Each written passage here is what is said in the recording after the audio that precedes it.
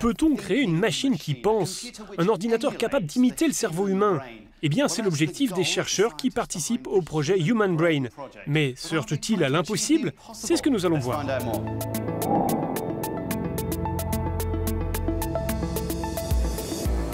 Depuis longtemps, les scientifiques rêvent de comprendre le fonctionnement du cerveau et de concevoir un ordinateur capable de l'imiter. Le projet Human Brain, financé par l'Union européenne, leur donne cette opportunité.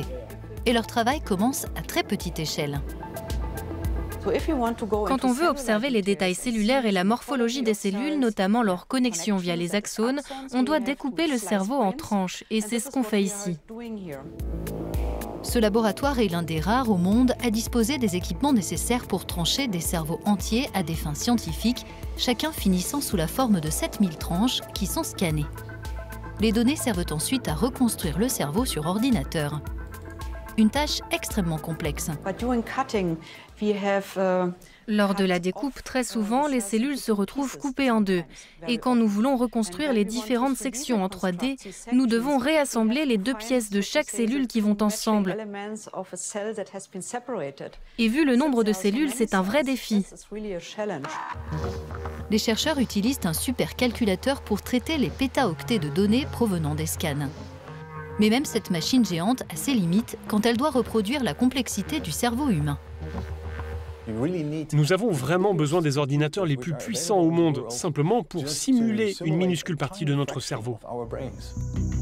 Si on peut partir du cerveau réel pour le simuler sur ordinateur, on peut aussi faire l'inverse, créer de toutes pièces une machine qui l'imite.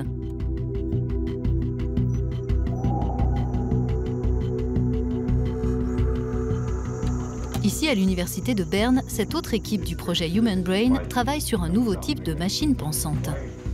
Son ordinateur neuromorphique, comme on l'appelle, a l'avantage d'avoir la vitesse de calcul offerte par le silicium, mais copie surtout l'architecture de notre cerveau. Neuromorphique se rapporte aux neurones. Donc, on prend les propriétés physiques des neurones, on les copie dans des circuits en silicium, et voici ce qu'on obtient. Un ensemble de 200 000 neurones qui se comportent comme les neurones dans le cerveau, mais qui sont 10 000 fois plus rapides. Ce type de calcul n'en est qu'à ses débuts et les réalisations qu'il permet ne sont pas plus intelligentes qu'une mouche. Pour autant, les physiciens ont bon espoir que leur travail ouvre la voie à une intelligence surhumaine, s'appuyant sur le silicium. Si un jour, je devrais plutôt dire quand, nous aurons transposé cela à l'échelle du cerveau et que nous aurons compris l'architecture du cerveau, alors nous aurons des agents cognitifs qui fonctionneront des milliers de fois plus vite que les agents cognitifs en chair et en os qui sont autour de cette table. Mais les neuroscientifiques appellent à la prudence quant aux résultats que l'on peut attendre de leurs travaux.